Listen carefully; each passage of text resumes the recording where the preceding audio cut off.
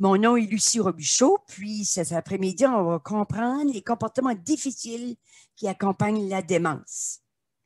Alors là, je ne sais pas, en tout cas, il est quelle heure? Bon, ben, il est 1h05. On ne va pas pénaliser ceux qui sont là. On va débuter, donc les gens se joindront à nous tout simplement. Alors, l'Association canadienne de la santé mentale, ben, c'est mon organisme, puis ça a été fondé en 1918.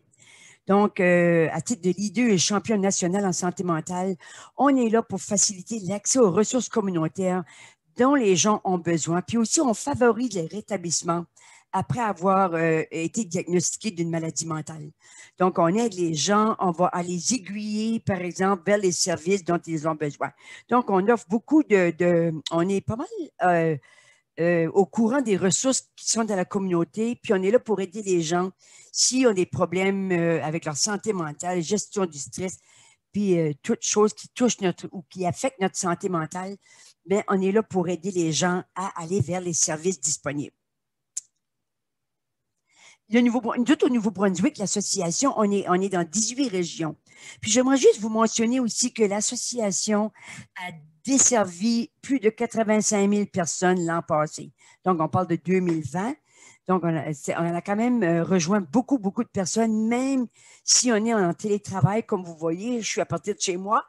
Même si on est en télétravail, même si on est en pleine pandémie, on continue toujours de rejoindre notre monde via les Zooms, les réunions se font toutes par Zoom aussi. Donc, on donne énormément de webinaires en ligne, énormément d'informations. Donc, 85 000 personnes de rejoindre l'an passé, c'est quand même assez une bonne quantité de gens. On est vraiment fiers de tout ça. On a des bureaux à Fredericton, Moncton et Saint-Jean. Puis des coordonnateurs de programmes comme moi, on est 11 à la péninsule, dans la province. Moi, je suis située dans la péninsule acadienne. On a également le programme provincial de soutien par les pairs. Ça, c'est des gens qui ont passé à travers le système de santé mentale, qui ont eu un diagnostic de santé mentale, ou je devrais dire de maladie mentale, puis qui sont là pour soutenir les gens. Ils sont employés, ils sont payés, ils sont sous l'association, puis ils sont là pour soutenir les gens qui passent à travers tout le système pour la dynamique de la maladie mentale, puis essayer de comprendre un petit peu aussi cette maladie. Donc, c'est là pour soutenir les gens qui ont été nouvellement diagnostiqués d'une maladie mentale. On a un programme aussi Working Stronger Together dans le comté de Charlotte qui aide aussi les gens à réintégrer le marché du travail. Puis on a tout nouvellement, qui n'est pas indiqué sur ma présentation là, mais qui s'appelle Bounce Back, Retrouver son entrain. Puis Retrouver son entrain, c'est un programme pour aider les gens qui vivent avec l'anxiété ou une dépression mineure à avoir un service de coaching. Donc, c'est un service de coach en ligne qui sont là pour aider les gens à gérer leur anxiété puis leur dépression. Je vois que Jordan a mis dans le chat tous les liens par rapport à l'association. Donc, si vous voulez consulter l'association, vous avez tous les liens en ligne dans le chat. Alors, bon, là, il décide de me faire ça, mon petit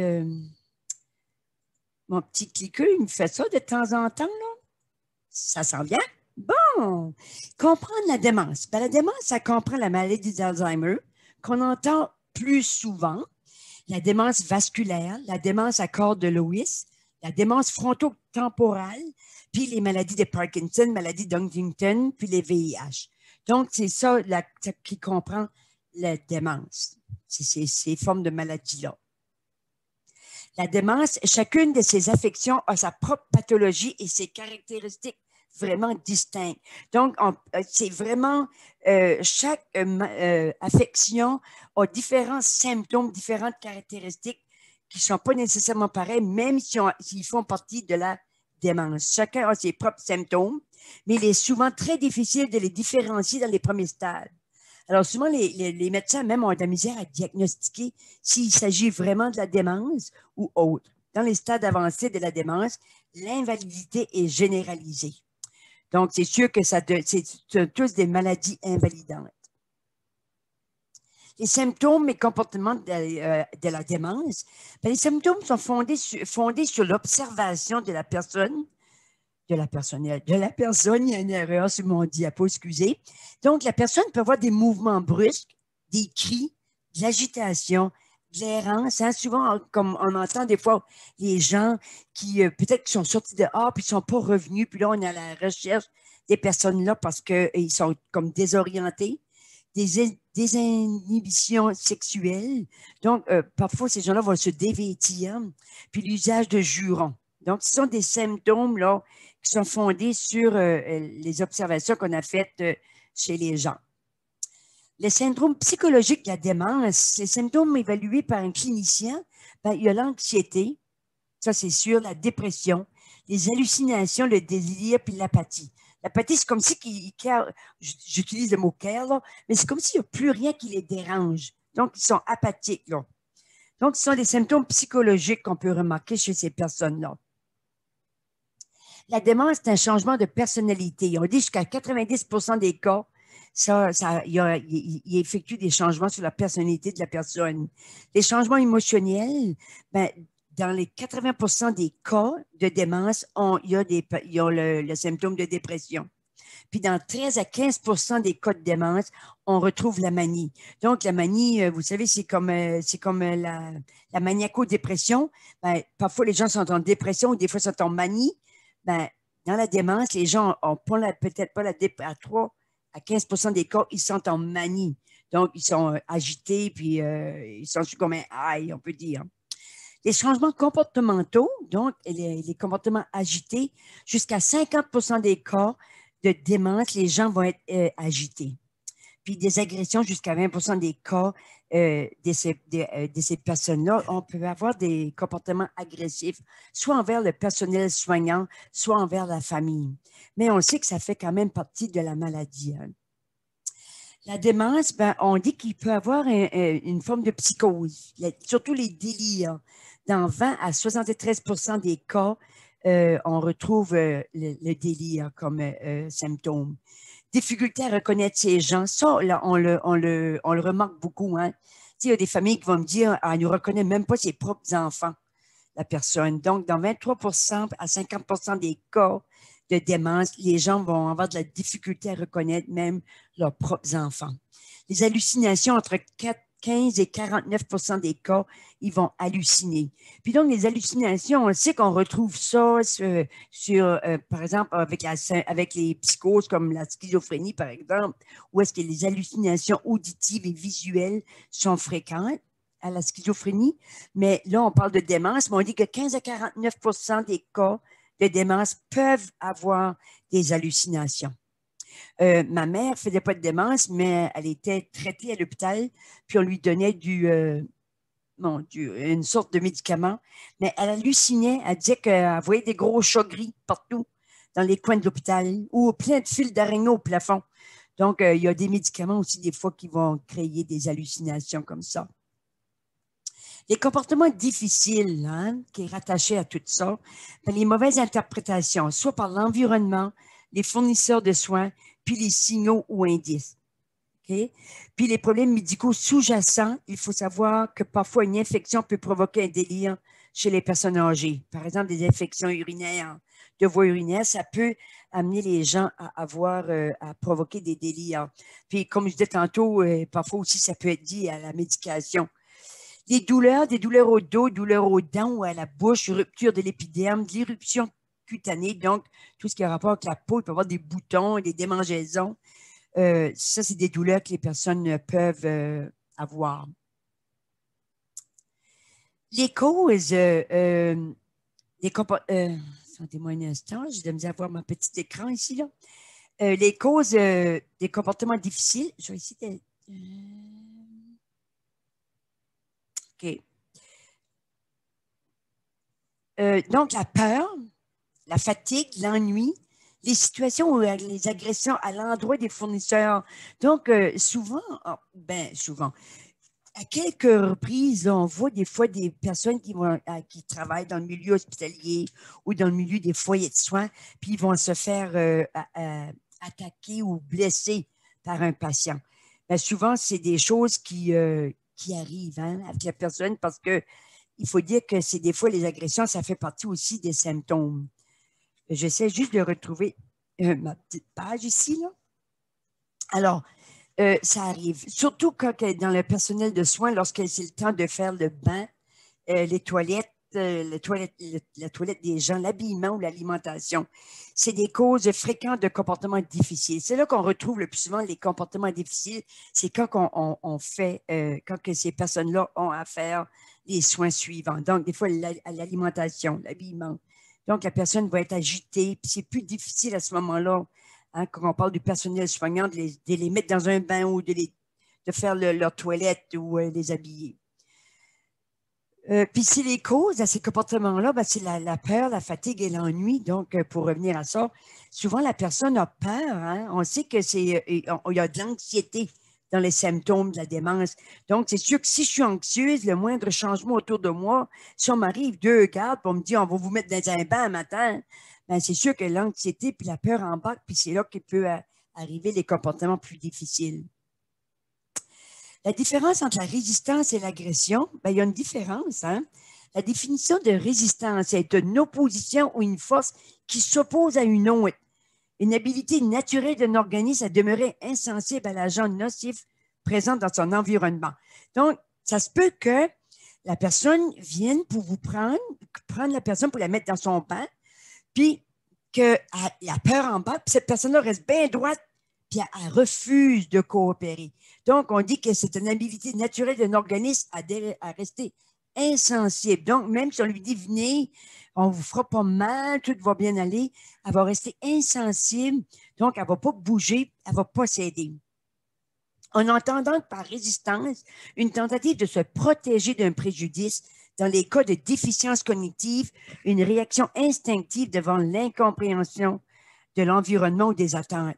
Donc, des fois, il va y avoir une résistance aussi parce que la personne ne comprend pas, puis les personnes qui veulent l'aider ne comprennent pas non plus. Donc, il y a une forme de résistance de la part des deux personnes. Donc, c'est une réaction instinctive devant l'incompréhension de l'environnement ou des attentes.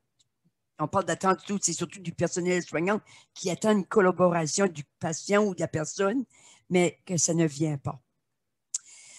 Différence entre la résistance, ben encore des comportements empreints de colère. Donc, l'agression versus la résistance. L'agression, elle empreinte colère et destructif, par laquelle la personne tente de causer des torts physiques et émotionnels ou de dominer l'autre personne. L'agression, elle, sous-entend une action offensive, tandis que la résistance sous-entend une action défensive. Alors, voyez-vous la différence? L'agression peut se produire sans provocation, mais la résistance peut se produire en réponse à une action. Donc, l'agression peut se produire sans provocation, mais la résistance se produit en réponse à une action. Donc, la personne veut pas comme répondre à la demande ou à l'action. Peut-on prévenir les comportements difficiles? Les problèmes de comportement sont souvent provoqués par des besoins insatisfaits ou un manque de compréhension de la personne qui a la démence. Il pourrait être essentiel de recueillir les renseignements au sujet de la personne que vous soignez ou traiter pour comprendre, prévenir et utilement traiter les problèmes de comportement qu'elle pourrait connaître en raison de sa maladie. Moi, ma belle-maman elle avait l'Alzheimer. Mais des fois, il fallait comprendre c'était quoi l'Alzheimer. Elle se rappelait de nous, mais elle fait poser 15 fois la question, qu'est-ce qu'il fait dehors? Qu'est-ce qu'il fait dehors? Ben, ça aurait pu être comme frustrant pour quelqu'un qui ne sait pas que c'est une caractéristique de son état à elle. Donc, on lui répondait, mais il fait beau. Ou bien, s'il mouillait, on lui disait, mais là, il pleut. Mais ça pouvait devenir frustrant pour les gens qui ne comprennent pas. Donc, des fois, c'est important qu'on comprenne le comportement, de connaître que ça fait partie de la maladie, justement. Donc, des fois, ça aide les malentendus, ça aide aussi à mieux comprendre la réaction de la personne. Les questions à poser. Évaluation des comportements difficiles. Comment est-ce qu'on fait ça? Quel est le problème plus précisément? C'est-tu lorsqu'on va au bain? C'est-tu lorsqu'on la couche? C'est-tu lorsqu'on veut lui donner sa médication? C'est quoi le problème précisément? Ou pourquoi est-ce un problème en ce moment? Qu'est-ce qui a changé peut-être dans l'environnement de la personne? Quelle personne se comporte-t-il, faut-tu le dire? Quelle personne ce comportement affecte-t-il? Alors, c'est-tu le patient lui-même? C'est-tu moi? C'est-tu moi l'aidant naturel? C'est-tu moi la fille versus la mère? Quelle personne ce comportement affecte-t-il? Bon, mettons, je ne sais pas, moi aussi, qu'elle garoche sa fourchette à terre. Ben, elle, ça la fait pas vraiment, mais moi, si ça m'affecte, parce que je me dis, qui ça affecte dans ces comportements? C'est primordial. S'il y a un comportement, mais il faut quand même évaluer s'il y a un risque qui peut blesser les personnes en question. L'évaluation, ben, pourquoi est-ce un problème en ce moment? La situation était nouvelle, hein, on l'avait mentionné tantôt. S'agit-il de réapparition d'un comportement du passé que l'on avait réussi à contrôler? Alors, est-ce que c'est comme une récidive à un comportement? Donc, on peut aussi regarder à ça. Qu'est-ce qui s'est passé peut-être? Pourquoi c'est devenu un comportement nuisible? Y a-t-il une augmentation de la fréquence ou de la gravité du comportement? Mettons, à commencer par peut-être nous donner une tape sur l'épaule, puis là, elle est rendue qu'elle nous frappe en plein visage. Peut-être qu'il faut aussi regarder à ça. Y a-t-il quelque chose ou quelqu'un de nouveau dans la vie de la personne? Parce qu'oubliez pas que l'anxiété est présente. Alors, si on lui présente un nouveau produit ou une nouvelle personne, ben, il se peut qu'elle soit méfiante, il se peut qu'elle a peur. Donc, il faut comme évaluer ça. Hein? Y a-t-il d'autres changements autour de la personne?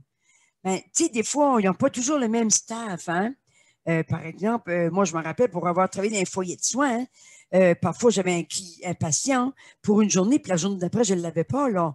Donc, les personnes qui ont la démence ou de l'Alzheimer, ben, c'est important qu'ils ont un visage familier devant eux autres ou quelqu'un qui puisse reconnaître. Ça fait, des fois, quand on change trop de personnel, des fois, on serait peut-être avantageux de garder peut-être, on sait que c'est quand même pas faisable beaucoup dans nos foyers de soins ou dans les hôpitaux parce qu'ils sont tellement débordés, mais c'est que des fois, ça peut être rassurant pour la personne d'avoir la même personne. Si on continue au niveau d'évaluation, autre question, euh, quelle personne ce comportement affecte-t-il? Pose la question, le problème pour la personne elle-même. Le comportement pose-t-il un problème pour la personne elle-même, donc la personne qui a la démence? Est-ce que le comportement met d'autres personnes en danger, les irrite ou les bouleverse? Hein? C'est sûr que quand quelqu'un sort dehors l'hiver, hein, pas vêtu, c'est sûr que ça, c'est paniquant pour tout le monde. Puis, tu sais, comme je travaillais aussi, je donnais des formations aux aidants naturels. Puis, ils sont 24 heures sur 24, 7 jours par semaine à donner des soins, à prodiguer des soins à la mère, le père, peu importe, on peut être aidant naturel. Moi, si mon conjoint se casse une jambe, je vais devenir un aidant naturel parce que c'est sûr qu'il faut que je l'aide à se déplacer, l'aider à aller dans la douche ou peu importe, je vais devenir un aidant naturel par la force des choses à cause d'un accident. Alors, on peut être des aidants naturels à tout moment de notre vie. Alors, des fois, ça devient irritant hein, pour les aidants naturels ou pour le conjoint, la conjointe, dépendamment qui est la personne qui prodigue les soins ou le staff, tout simplement. Le comportement bouleverse-t-il les fournisseurs de soins ou nuit-il à la prestation des soins? Ben, c'est sûr que si c'est une bataille chaque fois qu'on veut l'amener au bain, ben, c'est sûr que ça a des répercussions sur les employés également. Hein? Parce qu'ils vont dire, oh non, moi, j'ai pogné une tape la dernière fois. C'est sûr que c'est pas évident pour les gens qui ont à donner des soins aux personnes qui ont cette maladie-là. Le comportement s'est manifesté à tous les corps de travail. Donc, des fois, ça peut être aussi aux hallucinations, là.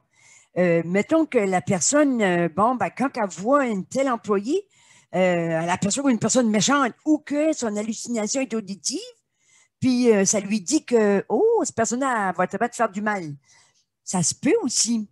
Donc, c'est peut-être important de voir quel employé a peut-être plus le tour ou que la patiente est plus à l'aise avec, que je dirais.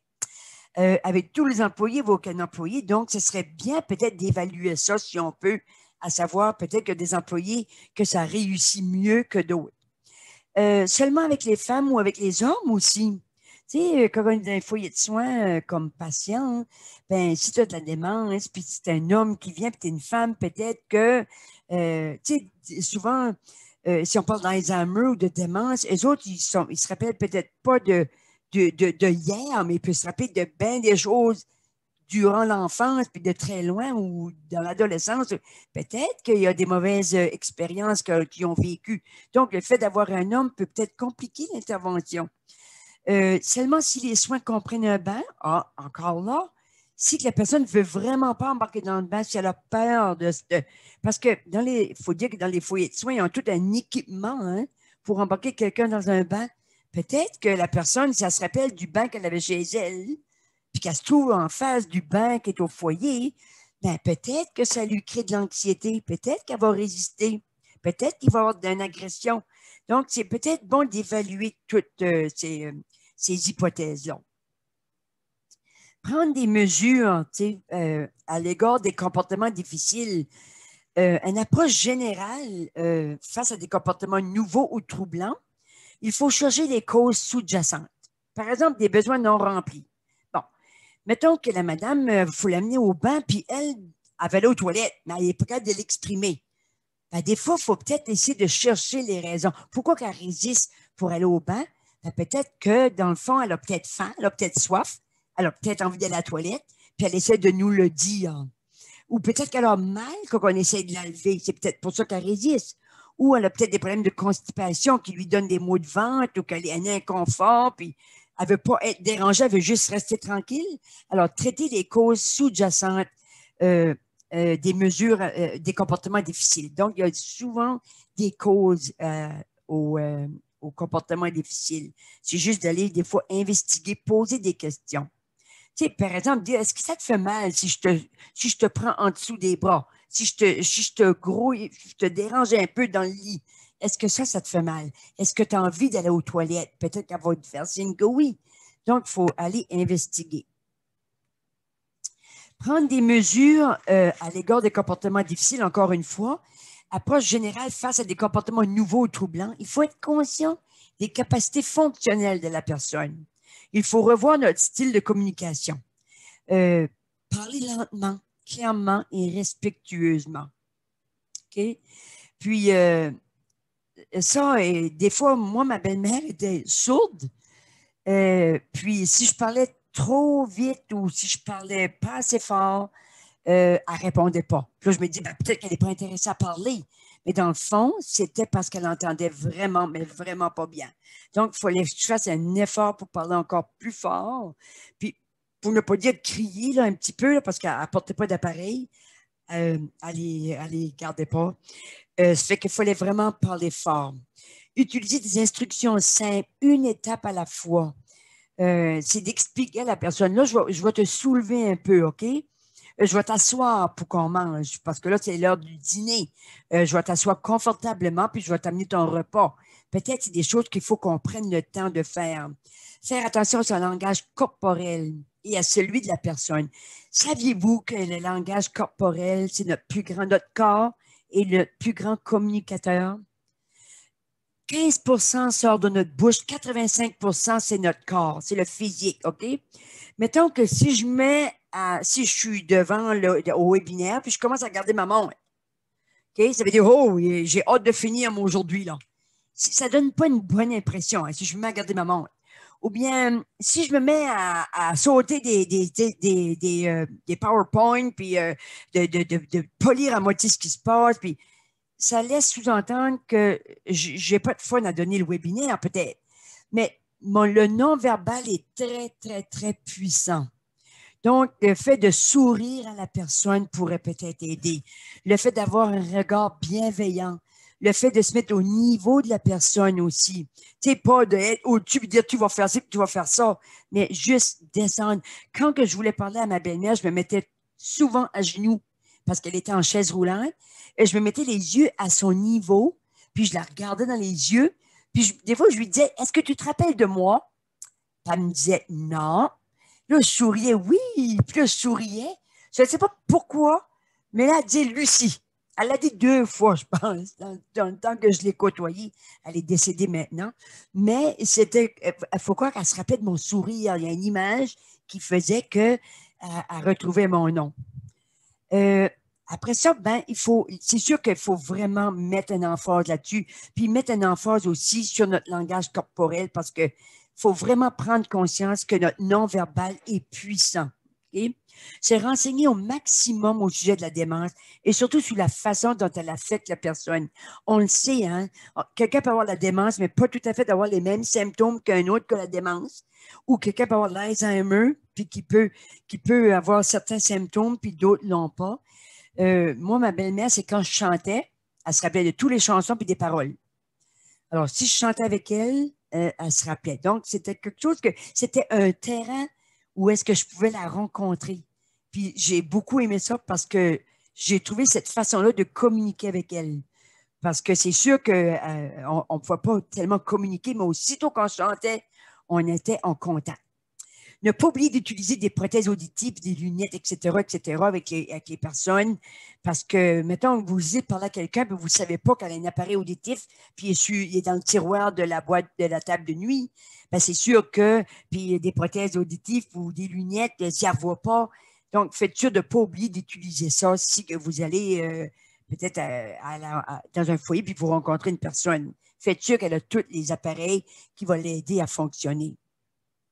L'ABC de l'intervention comportementale. A pour antécédent. Que s'est-il passé avant que l'incident ou le comportement se produise? Donc, c'est important lorsqu'on regarde qu'il se produit un incident. Ben, que s'est-il passé avant l'incident? Qu'est-ce qui s'est produit? Qu'est-ce qui a pu? Qui était là? Quelles étaient les circonstances? Okay? Donc, les antécédents, ça peut être que, bon, la personne est tombée. Bon, ben, qu'est-ce qui s'est passé? C'était le temps de l'amener au bain, puis elle a résisté, puis on l'a échappé. Bon, mettons, je donne un exemple. Donc, il faut savoir les antécédents. Qu'est-ce qui s'est passé? Le comportement, quand, quoi et où ça s'est produit? Que s'est-il passé précisément? Combien de temps la situation a-t-elle duré? Quand la situation s'est-elle produite? Puis où elle s'est produite? Donc, les antécédents et les comportements, c'est important en matière pour avoir une bonne intervention. Aussi, les conséquences, le C, l'intervention à l'égard du comportement. OK? Alors, si je me mets à crier parce qu'elle a renversé son plat par terre, hein, ben, c'est sûr que ça ne va pas aider. Que s'est-il passé? Qui a fait quoi à qui? Okay? Donc, il faut vraiment savoir qu'est-ce qui a découlé de tout ça, c'est quoi qui a été les conséquences. Il est important de noter toutes les interventions réussies ou non, parce que c'est comme ça qu'on va pouvoir se faire un plan d'action pour la personne.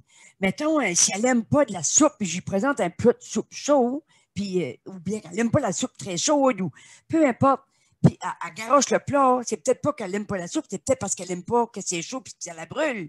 Alors, les interventions réussies ou non, il faut aussi les noter pour savoir comment pouvoir intervenir avec la personne. Alors, vous savez que cette formation, cette webinaire ici, c'est pour essayer de comprendre la démence, puis comprendre les comportements difficiles chez la personne. Donc, c'est pour ça que c'est important qu'on évalue au fur et à mesure qu'est-ce qui se passe, qu'est-ce qui est réussi. Donc, à ce moment-là, on limite pas mal les conséquences négatives si on prend note de ce qui réussit avec la personne. Puis, ce qui ne réussit pas, bien, les noter aussi pour ne pas les reproduire, puis que ça finisse par blesser un ou l'autre, soit l'intervenant ou la personne même. Principaux problèmes de comportement qui ne peuvent pas être traités avec des médicaments. L'errance. La personne peut sortir dehors dans la nuit. Alors ça, il n'y a pas de médicament qui va contrôler ça. On ne peut pas empêcher ça. Ça fait partie de la maladie. La miction, la défécation inappropriée. Donc, ça se peut que la personne fasse dans ses vêtements. OK? La façon inappropriée de s'habiller ou de se déshabiller. Ça, il n'y a pas de médicament qui va contrôler ça. Donc, la personne peut se dévêtir puis se promener sur le plancher au niveau du foyer de soins ou à l'hôpital ou s'habiller d'une manière inappropriée. Des répétitions fréquentes, donc elle va répéter souvent les mêmes gestes ou les mêmes questions. Ça, il n'y a pas de médicament qui peut traiter ça. Tendance à cacher ou à accumuler des objets. Des fois, il y en a qui vont accumuler de la nourriture, puis là, on trouve ça moisi dans le fond d'un tiroir ou ça fait partie de la maladie. Consommation de choses non comestibles. Activités agaçantes, comme tirer sur des portes fermées. Et ça devient comme les obsessions, comme une obsession. Hein? Si on regarde des obsessifs compulsifs, qui est une maladie mentale aussi, là, les gens vont tirer, ils vont vérifier plusieurs fois, ils vont toujours tirer sur les portes. J'ai eu mon bureau à un moment donné dans un foyer comme ça où on traite la démence, l'Alzheimer, la maladie mentale. Puis, combien de personnes venaient tirer sur ma porte de bureau? À tous les jours, j'en avais un ou deux qui venaient tirer sur ma porte. Donc, on voit ce comportement-là assez souvent. Les défis particuliers, des questions répétitives. Où est ma femme? Qu'est-ce que je fais maintenant? Tu sais, c'est des choses que les gens vont vous demander souvent. Moi, ma belle-mère ne se rappelait pas que son conjoint était mort. Des fois, elle demandait où est Charles. Ça fait que c'est des choses comme ça qui peuvent arriver. Dans certains cas, ignorer les questions répétitives peut fonctionner. Mais moi, j'essaie de l'ignorer, mais à continuer de me demander qu'est-ce qu'il faisait dehors. Ça fait on continuait de lui répondre parce que ça ne fonctionnait pas de l'ignorer. Il y a des personnes pour qui ça va fonctionner, puis pour d'autres, ça ne fonctionnera pas. On peut distraire la personne avec de la nourriture, la présence d'une autre personne ou d'une activité. Donc, si on voit qu'il y a trop de réponses, je vais prendre une petite gorgée d'eau. Si on voit que ça devient trop répétitif, ça devient des fois agressant, là, c'est pas toujours facile. Donc, des fois, on peut essayer de la divertir avec d'autres choses. Il peut réagir ou répondre au contenu émotionnel. Des messages plutôt qu'aux mots. Controverse entourant l'usage thérapeutique de mensonges. Et il faut faire attention. Hein? Des fois, on a tendance à nier ou à omettre des choses à la personne ou comment je dirais ça, là, de ne pas dire toujours tout à la personne, la vérité pour la protéger, mais il ne faut pas sous-estimer non plus la personne, parce qu'elle peut avoir des moments de lucidité. Donc, il faut faire attention des fois aux choses qu'on peut dire. D'autres difficultés qu'on peut avoir, la violence verbale ou physique. Alors, des fois, essayer d'intervenir trop rapidement peut amener de la violence verbale ou physique. OK? Essayez d'éviter les situations qui font réagir la personne. Des fois, on va dire, bon, on parlons pas de ça, là, OK? Là? Mais des fois, il y a comme un sixième sens. Hein, puis, des fois, ils sentent qu'il y a quelque chose qui ne va pas. Parler d'une voix calme et rassurante. C'est sûr que si on arrive là tout énervé, ils vont sentir quelque chose qui se passe. Éviter d'argumenter ou de confronter la personne si elle est agitée, OK? Argumenter, c'est des fois, ben OK, mettons, je dirais, il fait beau dehors, ben, elle me dirait, ben non, il fait pas beau là. Ben, je dis, OK, ouais, il fait pas si beau que ça là. J'argumenterai pas. Ou bien, si elle me dit quelque chose puis je suis pas en accord, je suis pas obligée d'essayer de la convaincre que j'ai raison, OK? Donc, de pas argumenter parce que ça, des fois, ça fait que la personne vient de plus en plus agitée. Donc, c'est plus difficile à contrôler à ce moment-là. C'est la même chose pour les gens. Moi, ça fait 35 ans que je travaille en santé mentale, puis j'en ai rencontré des gens qui sont parfois en psychose. Puis, j'ai dû des fois l'accompagner. Fait que j'avais une madame à un moment donné qui me disait qu'elle sortait avec un chanteur rock and roll, puis qu'elle s'en allait à New York. Mais j'étais pour dire, ben non, ça se peut pas, là. Tu restes à la péninsule acadienne, puis je n'étais pas pour lui dire ça. Je dis, ah ouais, oh, ben t'es chanceuse. Alors, je disais comme elle, pour justement ne pas qu'elle se mette à s'agiter ou justement à avoir un comportement verbal ou physique violent. Fait que j'ai dit comme elle jusqu'à temps que j'étais en sécurité puis qu'elle était en sécurité. Même le médecin dit, qu'est-ce que tu veux que je fasse avec cette madame-là? Elle a l'air bien correcte parce qu'elle avait des moments de lucidité, justement. Alors, à ce moment-là, j'ai dit, ben OK, dites donc au docteur où est-ce que vous allez être la semaine prochaine. Parce que je dis, là, vous passez des tests, puis il va falloir qu'il vous appelle pour vous donner les résultats.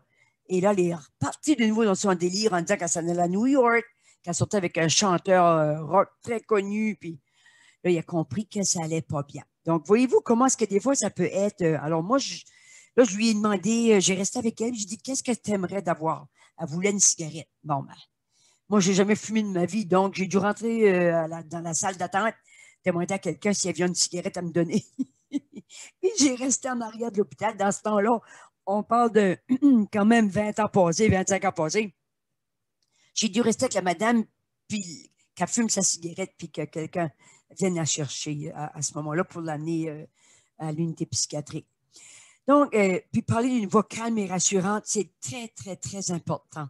Peu importe le diagnostic de la personne, parler d'une voix calme et rassurante, ça aide parce qu'oubliez pas que l'anxiété est présente. Puis quand une personne est anxieuse, vous savez que la moindre petite chose fait augmenter cette anxiété-là. Donc, il faut faire attention. Éviter d'argumenter. Approchez la personne tranquillement en lui faisant face, OK? Toujours aller face à la personne. Jamais l'approcher du dos parce que vous savez, il peut y avoir des réactions aussi, hein, parce qu'elle a peur, dans le fond. Alors, c'est ça qui peut être les difficultés avec les personnes. Donc, il faut être un petit peu vigilant parce qu'on ne veut pas blesser personne, puis on ne veut pas se faire blesser non plus. Alors, la violence verbale et physique, encore, si on continue, faites un usage judicieux du toucher. OK? Allez pas la toucher dans le dos, par exemple, parce qu'elle peut, le bras peut partir, puis elle peut vous frapper. Moi, je parlais à ma belle-mère, puis je mettais souvent la main sur sa main. Je mettais ma main sur sa main ou sur son avant-bras, ici, comme ça, juste pour lui démontrer que je voulais son bien. J'aurais pu la flatter, puis lui dire comment ça va aujourd'hui. Puis là, elle voyait que j'étais quand même une personne qui voulait du bien. Même ça ne se rappelait pas de moi, là. Mais souvent, j'allais la toucher. Le toucher peut réconforter ou provoquer. Donc, moi, c'était cette façon-là que j'avais de la réconforter. Si j'aurais dit, hey, moi, ça va aujourd'hui, ça n'aurait pas fonctionné, mon affaire. Alors, il ne faut vraiment pas la surprendre, surtout, il faut aller délicatement. Adopter un regard non menaçant. Abaissez votre regard à la hauteur de celui de la personne. Je trouve ça tellement important qu'on a un contact visuel avec les personnes. Ça, c'est très important. Puis, on dirait qu'ils ont un regard tellement profond. Quand ils nous regardent, là, ils nous regardent avec leurs yeux, là, puis on voit qu'ils sont là, présents à nous. Là. Parce qu'on peut regarder quelqu'un et penser à plein d'autres choses. Là. Mais eux autres, on dirait qu'ils sont là, puis ils nous regardent, on dirait qu'ils nous étudient. Je pense qu'ils se posent peut-être plein de questions, je ne sais pas, je ne leur lis pas dans la tête, mais ils ont une façon de nous regarder. Faites attention à ça quand vous serez en contact avec quelqu'un qui a ces formes de maladie-là.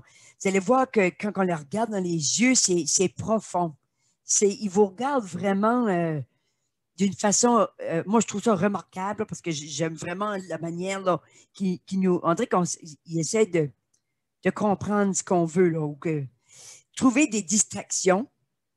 Si on voit que ça commence à être un petit peu menaçant, ben, de changer justement puis de les distraire de cette dynamique-là. Comportement sexuel inapproprié, demande verbale de relations sexuelles. Ça peut arriver, ça.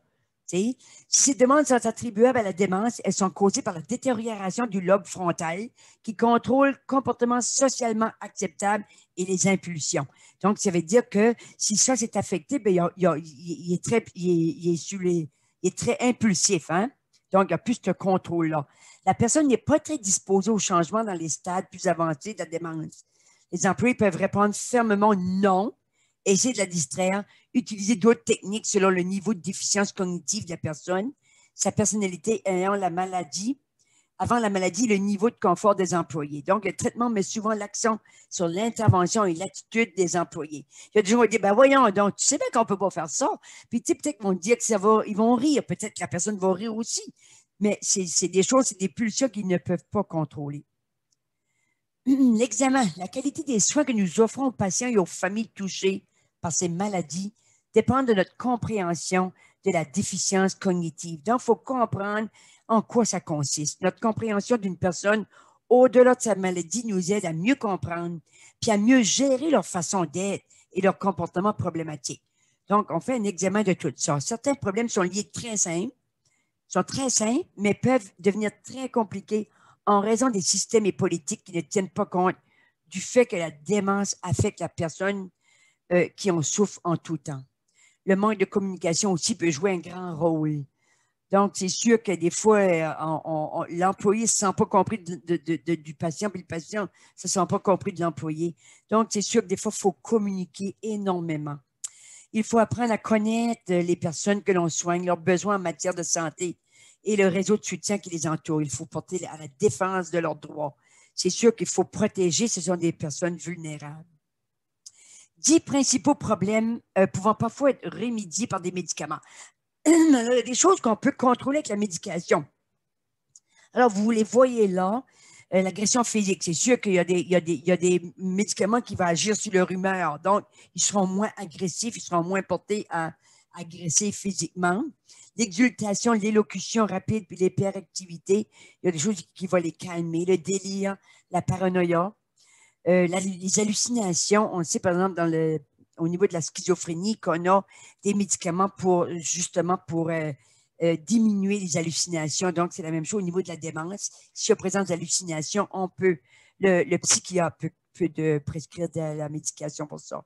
Comportement sexuel inapproprié, agitation, anxiété, tristesse, pleurs, insomnie, les replis, l'apathie, la régression puis la violence verbale. Donc, il y a des médicaments qui peuvent soulager les personnes de ces problèmes-là. Alors, si vous avez des questions au niveau de nos webinaires, mon nom, Lucie Robichaud, puis l'Association canadienne de la santé mentale, mon numéro de téléphone au bureau, 336-4932. C'est sûr que je ne suis pas au bureau physiquement, mais je prends mes messages tous les jours et je retourne mes appels tous les jours. Alors, je vais juste aller vérifier le chat. Est-ce que les clients qui sont en... Oh, attendez une minute. Est-ce que les clients suivant santé mentale peuvent pas... Oui! Non. S'ils sont suivis pour le programme Bounce Back, ils ne peuvent pas... s'ils sont suivis en santé mentale, je ne croirais pas. C'est parce que ça veut dire qu'ils ont déjà un diagnostic de maladie mentale. Si c'est le cas. Le Bounce Back programme, lui, il est pour les gens qui ont de l'anxiété ou qui souffrent de dépression mineure. Mais je te dirais par contre que tu peux quand même envoyer un courriel à Bounce Back, puis eux autres pourraient te répondre. Puis, si tu veux m'envoyer un courriel, mon adresse courriel est là. Merci à la madame pour me dire que c'est super. Bounce Back, il est dans le chat. Puis, pour la madame Godin, je nommerai pas le premier nom, là. Il est là. Je te recommanderais de cliquer sur le lien puis de t'informer. Je pense qu'il y a une place où on peut chatter et poser des questions, mais selon ma compréhension, c'était strictement pour les personnes qui ont de l'anxiété ou des problèmes de dépression mineure. Ça va? Alors, j'espère que ça a répondu à ta question. C'est sûr que Dima, qui est responsable du Bounce Back, pourrait peut-être t'éclairer plus sur ta question. Ben, merci tout le monde. S'il n'y a pas d'autres questions sur le sujet, c'est sûr, je ne suis pas une spécialiste en démence, là. C'est sûr que c'est des sujets qui sont depuis 35 ans que je suis là. Ce n'est pas des sujets qu'on traitait 35 ans passés, là, même 20 ans passés. Donc, c'est tout comme tout nouveau pour nous, là. Pour moi, en tout cas, je devrais parler pour moi plutôt. Mais en tout cas, ça m'a fait plaisir de vous partager cette information-là cet après-midi. Puis, s'il n'y a pas d'autres questions, je vais vous laisser partir. Puis, au plaisir de se voir dans un autre webinaire. Bonne journée tout le monde.